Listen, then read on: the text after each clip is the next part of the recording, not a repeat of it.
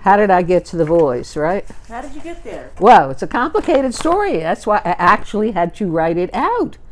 Because I was a volunteer in Mississippi for what we now call Freedom Summer. Uh-huh. Yes, in 1964. And I was a volunteer in Meridian where Goodman, Schwerner, and Cheney were murdered, which pretty much put an end to Freedom Summer. Mm-hmm. Yeah. I moved myself to Jackson, which was the main office for COFO, Congress of Federated Organizations. That was the umbrella group for the summer project, now called Freedom Summer.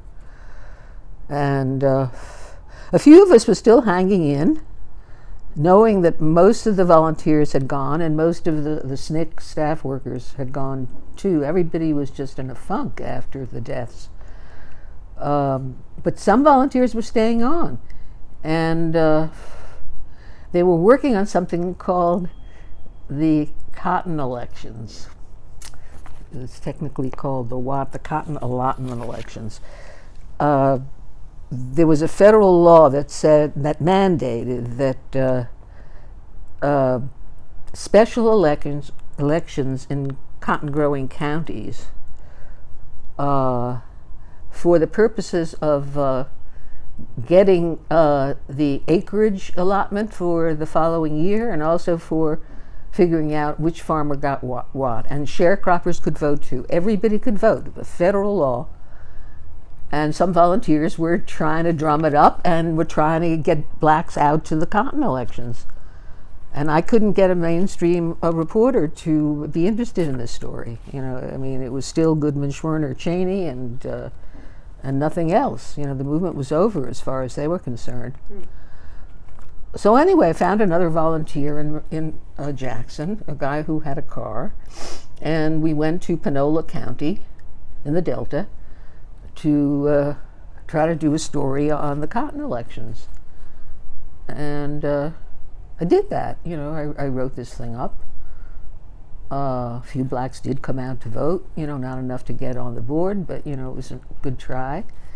And I decided to send it to my friend Jack Newfield at The Voice, because otherwise nobody would know that, yes, something is still going on in the civil rights movement.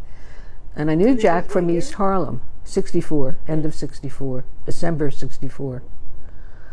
So I called Jack, or I wrote to him. Anyway, I mailed him my story from Mississippi. Yeah. And he must have showed it to Dan, but anyway, it got printed. And then a few months later, I was back in New York. By this time, I'm totally broke. I never got the $11 a week I've been promised for being a volunteer. I was camping out with friends in the village. And a bad time in my life.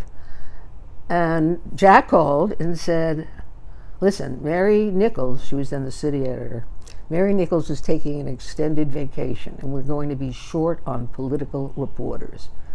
You know, if you can navigate between what I do, you stay away from that, and what other people do, you know, there'd be a spot for you. So I went in to see Dan, and Dan had agreed with Jack that I was an interesting person because I'd been in Mississippi. I hadn't written anything much in my life. So he said he'd pay me $75 a week for everything I wrote that he liked. That was it. And I had a lot of friends who gave me under-the-radar stories. It was remarkable. It was absolutely remarkable. What wasn't remarkable then was my writing. It was really very stiff, and I was afraid to use the I word. It just seemed wrong, you know.